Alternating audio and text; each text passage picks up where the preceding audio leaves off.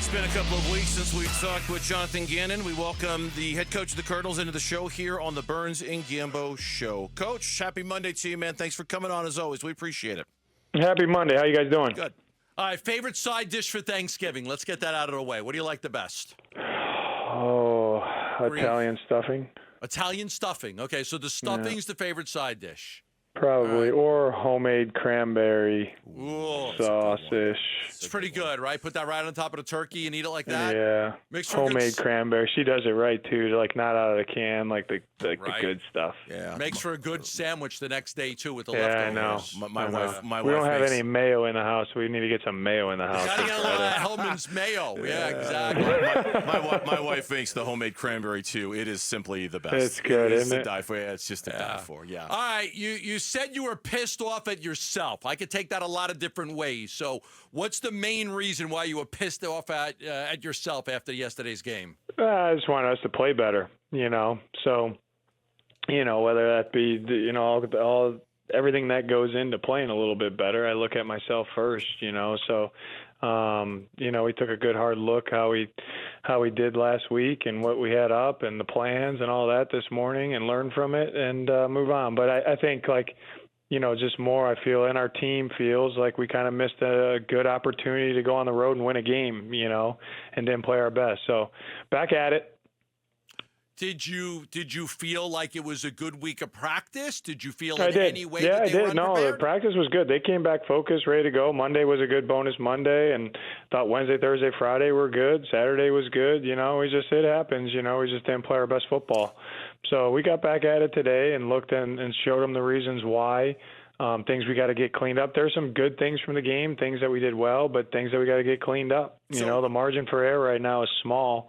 So we got to make sure we tilt the margins in our favor. So it wasn't a bye week issue. It wasn't anything about the extra time off that you thought might have kind of gummed up the machinery a little bit. No. No, I understand that. I really don't think that. If we would have made, uncharacteristic mistakes as far as our mode of play, I would have maybe thought that, but I thought our guys did a good job of when they got back here last week, snapping back into it. But, again, we, give them credit, and we didn't play our best game. You've got, obviously, a professional eye towards this. I do not. I thought your defense played very, very well yesterday, but I was reading some of the comments afterwards, and it sounds like you wanted more or you wanted better. Was there something specifically about your defense yesterday that kind of left you unpleased with how they played? Yeah, I thought that we could have did a better job with some of the extension plays, that he created, because some of those hurt us, really, especially late in the game. I wanted to get the ball back a little bit quicker there. So we looked at it. We got to do a couple things better, with four-man rush mechanics or with our pressure package or the coverage in the back end, all of us 11. But I just wanted to try to get off the field a little bit quicker there, and we couldn't really get off the field. I think they went on an 8-minute drive, which ate a lot of bit of time. So live and learn. They were very physical in this game. They dominated the line of scrimmage. Obviously, they were in the backfield. Kyler felt a pressure rate of like 42%. The quarterback hits, the quarterback hurries, the pressure. Did they set the tone, you think, early? Those first back-to-back sacks, I think it was back-to-back early on your first drive, one by, I think it was Mafe and the other one by Knight. Did they kind of set the tone there, in your opinion? Yeah, they obviously. I mean, we showed them that first drive today. We didn't come out very hot there. Made some mistakes with the second play, third play, fourth play of the game. I think what goes into that, I wouldn't say they set the tone. They had a good first series, but I think the overarching theme for us is we went backwards a lot, whether it be by penalty or sacks or negative plays, and we played behind the sticks a lot of that game, which is tough to do when you're on the road, versus a well-schemed, known pass defense. When you're third and long all day, it's a tough sled, and so we just got to do a better job on early downs, not go backwards, and keep the sticks in our favor. Did you feel like they won a lot more of the one-on-one battles? I mean, Leonard Williams won quite a bit, but did you feel that was where the offensive line maybe struggled winning some of those one-on-one battles? A little bit. I mean, he's a really talented player, good player. We knew that going in. And, we always say, you can't, give help to everybody all the time. You know what I mean? But we got to be from a coaching side, we got to be creative and make sure we don't allow one person to kind of wreck the game a little bit. I thought he was impactful. He was a huge component to that game, why they played so well.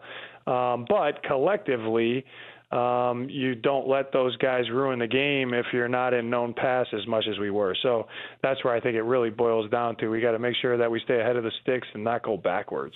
Jonathan Gannon, our guest here on the Burns Gambo show, coming off the Cardinals' loss to the Seattle Seahawks yesterday. I'm always fascinated when you talk about what are winning stats, what are non-winning stats. Do you feel like you guys scoring more points off of their turnovers is something that needs to get better? Is that, in your mind, a winning stat when it comes to football for you? Yeah, we got to. The winning stat is the only one that's truly undefeated is points, right? So we got to score more points, and we got to keep points off the board. So that goes in all three phases. But yeah, we got to put up more points there than we did yesterday.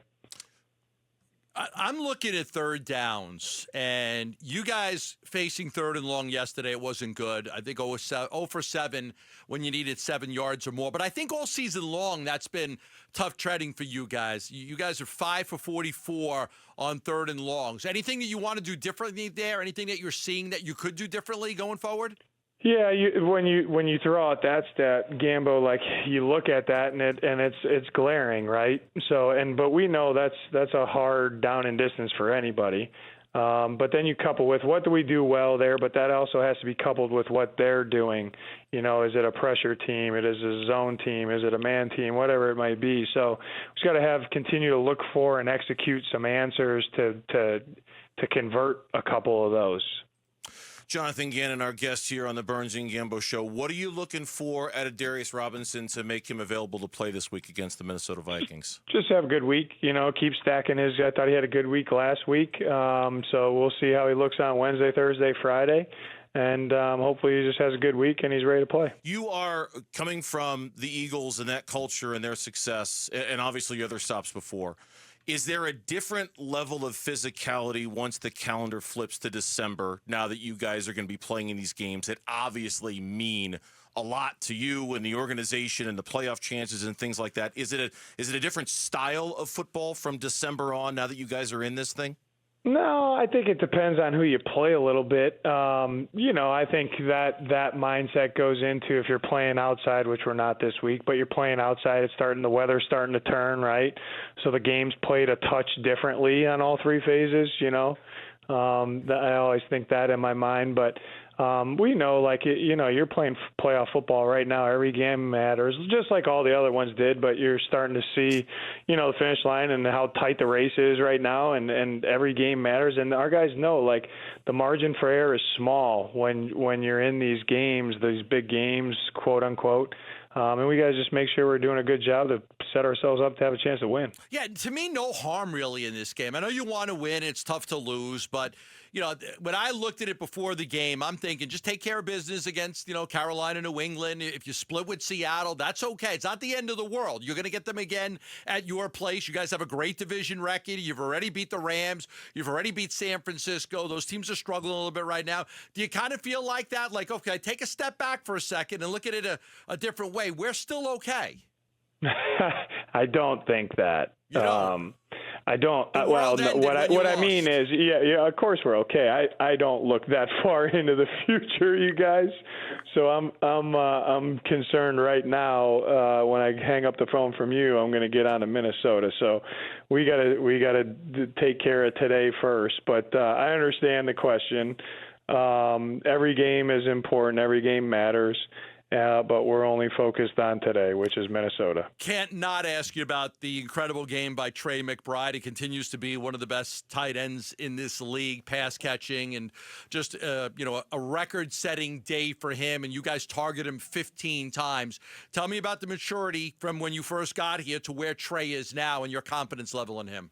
Yeah, my confidence level is huge, and we showed some plays too that he would, just like everybody would want back from yesterday, and he does a good job of taking the corrections and owning it and really improving himself as a player. But he can do it all. I thought that the ball, some of the coverage structures that they played, he, on those certain concepts, had a good feel for what was going on. Kyler knew kind of his answers, where to go with the ball. It just so happened that, he was targeted a lot yesterday. But we know what type of impact he can have on us as an offense and as a team, and we'll always strive to ways to get him the ball. So nothing that he does out there surprises me. I think he's a premium player, one of the best out there.